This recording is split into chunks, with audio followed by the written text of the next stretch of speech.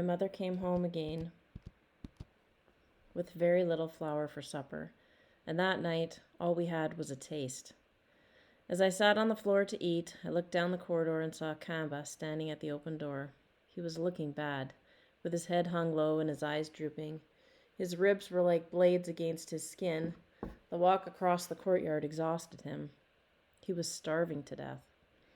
The last big meal he'd eaten was our Christmas goat skin. That food had given him a bit of strength and even added some weight to his frame, but there had been little since. I counted how many times I'd fed Kamba in the past 2 weeks, just handfuls of sema, nothing more, and stopped at 5. I didn't have to think very hard. That number was all I ever thought about, and seeing him standing there was like a hammer in my stomach. I had nothing to give him tonight. "Sorry, friend," I said. "I just can't share." It didn't take me long to eat. When the food was gone and out of sight, I stood up and made my way down the corridor. Stepping over the dog, I walked back to my room, closed the door, and got into bed. The next morning, hunger woke me up. Little did I know, but my stomach had taken over my entire body during the night, filled every limb and crevice, all the way up to my head like a great big balloon. At some point in the early morning, it had finally burst and revealed its emptiness. It had only been filled with air, and in this nothingness there was only pain. I took deep breaths to try and fill the space again, but it was no use. I was flattened like a tube. It hurt so badly. I lay in bed and listened to the rain pound my ceiling steadily through the grass thatch and plastic sheeting below. Somewhere in the dark it dripped and dripped. I have to eat, I thought. I lay there until the sun sent a gray beam through my shuttered window. When I no longer heard raindrops hitting the roof, I gathered the strength to sit up. I got out of bed, pulled on my clothes, grabbed a few things, then made my way outside. I stopped at the door of the kitchen and peeked in. Kamba was curled up near the fire pit, which had long lost its heat.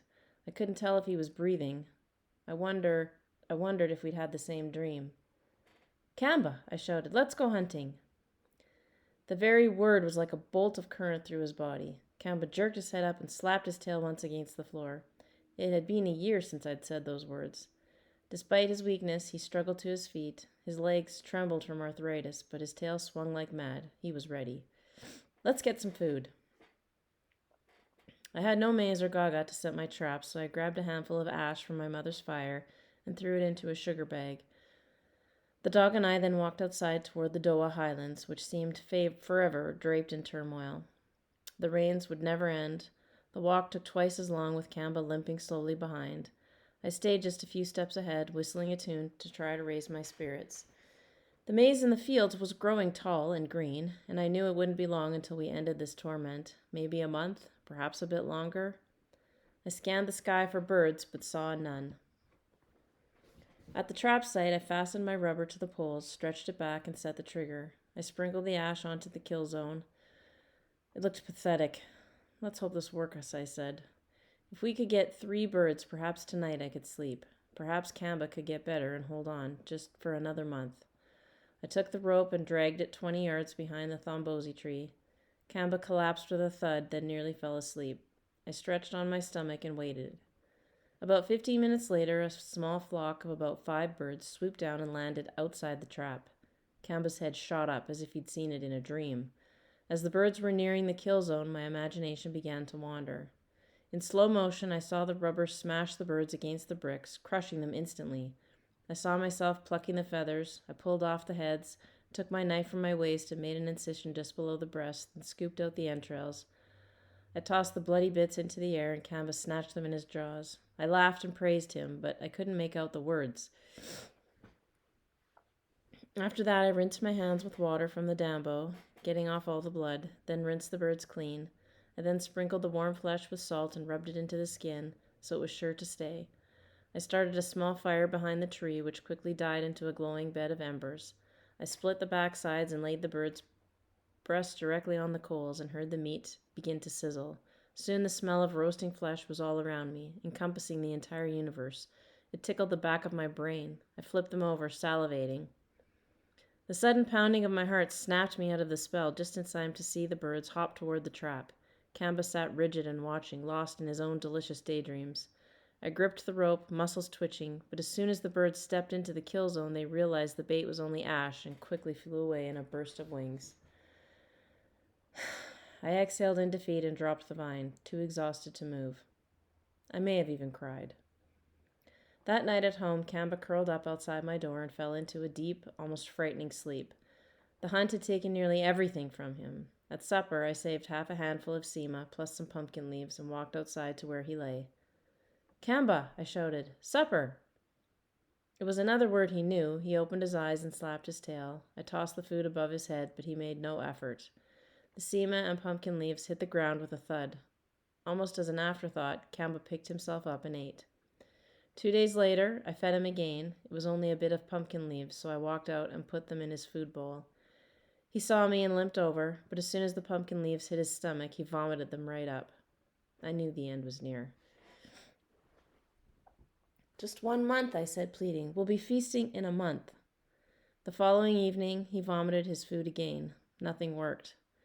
The next morning, Charity and Mizek walked over to my house on their way to the trading center. I hadn't seen Mizek since we feasted on my birds at the clubhouse. He'd once been a fat guy. Now there was hardly anything left. I could see the skull in his face. When he saw Kamba, his voice got a bit crazy. "Look at this thing," he said, standing over Kamba. "He looks pathetic." Kamba was half asleep, his skin and bones now covered in flies. He'd stopped even caring. "I can't even stand to look at it," Mizek said. "Then don't," I thought. Then try to change the subject. What did he care about my dog? I tried to change the subject. "So, what are you chaps doing today?" I asked. "Going to the trading center as usual," said Charity, "looking for some ganyu, but I'm not so hopeful." As Charity and I chatted, Mizek remained quiet. He was still staring at Kamba, not even blinking his eyes. "Why don't you put this thing out of its misery?" he said. "Take it behind the house with a big stone." I pretended not to hear. "He's right, William," Charity said. "You need to do something. Take him to the dambo. The water is high. This dog is too weak to swim." "Wait a minute, guys," I said. "What are you saying?" "We're saying it's time to be a man," said Mizek. "It's time to kill this pathetic animal." I wanted to smash his face. "Guys, Kamba's fine," I said, my voice growing weaker. "Listen," said Mizek. "If you can't be a man and do it yourself, we'll do it for you. This thing is making me sick." "It's the right thing to do," said Charity, lowering his voice. "You won't even have to bother. We'll stop by tomorrow and take him. He won't feel a thing." I struggled for words, some form of protest, but was stopped short. Mizek now glared at me, his eyes wild. "It's not your decision," he said. When Mizek and Charity left, I felt dizzy and weak, as if my legs were made of grass. I stood there watching Kamba sleep, then managed to sit down beside him. The flies were thick on his coat, circling and landing, circling and landing. After half an hour, he finally opened his eyes and caught me staring, then gave me a slow slap of the tail. The way he looked up at me, even like this, made me remember our hunting days, how we could talk to each other without even speaking. How would I protect my dog if Mizek and Charity returned? I couldn't let them take him. I thought about the many ways of doing this until the compound grew dark, then finally realized my answer. They'd been right. Kamba was suffering, even miserable. But they'd been wrong about me. The next morning, I was back outside watching Kamba sleep when Charity appeared in the courtyard. My heart began to pound. He looked at my dog and cocked his chin, but before he could say anything, I stood up. "I'm taking him," I said. "What?" "I'm taking him to the forest." He shrugged. "The stone is very quick," he said. "This is what I want." Charity nodded his head. "You're making the right decision. We'll do it together today." "Today," I said. That afternoon, when Charity returned, we walked to the shady area outside my room. Kamba still lay there, unmoved. I then pretended I was someone else, and so I was. "Kamba," I said, "let's go hunting." His head perked up. I said, "Let's go." He stumbled to his feet, shook once to get the flies off his back, and hobbled toward me. It took us ages to get out of the compound. I walked backwards, slightly ahead of Kamba, making sure to never take my eyes off him. "Come on, boy. You can do it." We walked down the road toward the highlands. The sun was low in the west and colored the hills in an orange glow. The air was warm and dry, the perfect weather to hunt. We entered the blue gum grove that reached just below our chins, the land that Kamba knew so well. At one point, Charity turned. "This way," he said. My heart dipped into my stomach. Kamba followed, struggling to walk over the high grass and sticks. "Come on, Kamba," I said. I could feel the tears hot in my throat, but I swallowed them down. Charity turned to me. Don't be so upset, he said. It's just a dog. Yeah, I said, just a dog. After several minutes, we stopped in the thick brush surrounded in chest-high grass. The mountains were visible in the distance through the blue gums. This is a good place, Charity said. No one will pass here. I looked around. I could still see my house. This is too close, I said. This dog can't go any further. Kamba had already flopped down under the thombosi tree and was panting heavily. Without my saying anything, Charity began stripping the bark off a few sanga trees to make one long rope, then doubled them together to make it strong. I turned my back and stared into the trees. At one point, Charity's hands went quiet, but I didn't look. Tie him to the tree, I said. Charity lashed the rope around the trunk of the thombosi tree and tied the other end around Kamba's front leg. When I got the courage to turn around, I saw my dog lying in the tall bent grass. His ribs jutted out his sides. He was panting, weak. Without saying anything, Charity turned and walked away. When I followed, Kamba lifted his head and began to cry. His body was too weak to make any real noise, just a panicked whine that came from deep within. He knew I was leaving him. After a few steps down the trail, I made the mistake of turning back around. His eyes were still on me.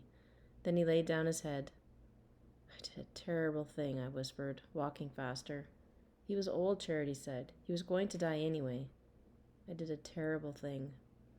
Once we reached the compound, Charity went to the clubhouse and I walked toward my room.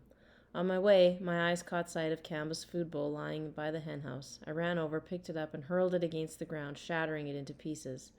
It's just a dog, I thought.